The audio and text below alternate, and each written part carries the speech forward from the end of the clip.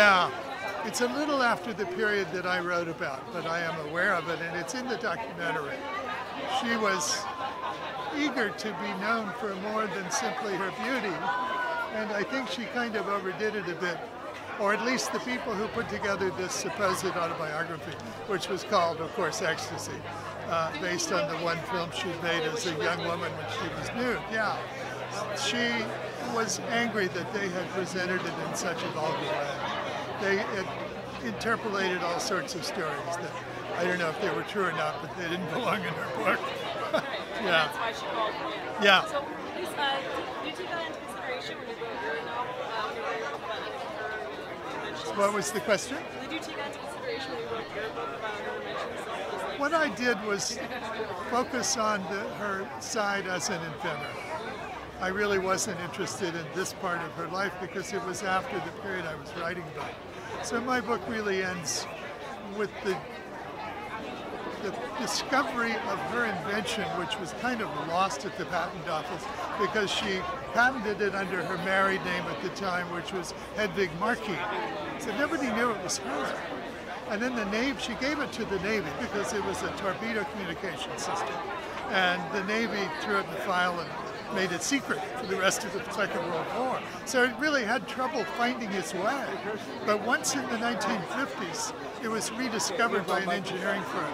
It spread through the military immediately because it was an absolutely foolproof way of preventing jamming of your radio signals.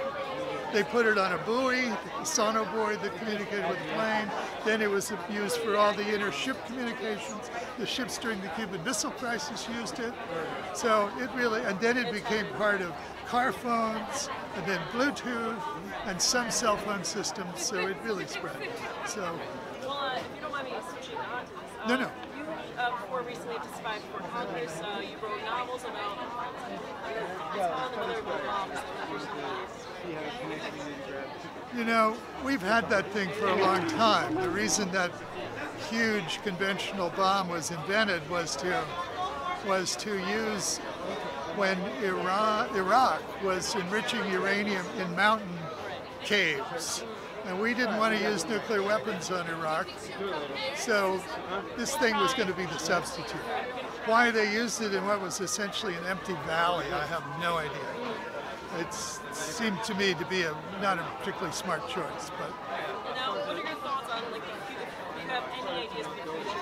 Do you hope a banding will happen in the future in terms of nuclear energy, in terms of bombs in general? What are your thoughts on that? Well, let's talk just a second about North Korea. North Korea almost went to war in 1994.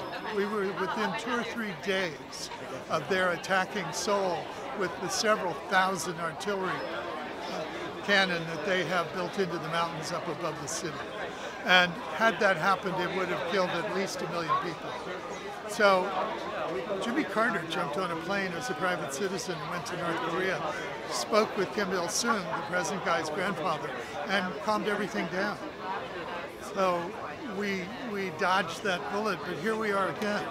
And it's scary because President Trump is not nearly as sophisticated as President Clinton, and President Clinton wasn't quite up to standard. It was Jimmy Carter who really saved us that time. So I worry a great deal about where we are right now. So far, everybody seems to have backed off a bit. The only solution with North Korea has to be to sit down and negotiate. And that's what they've been wanting for years and years and years.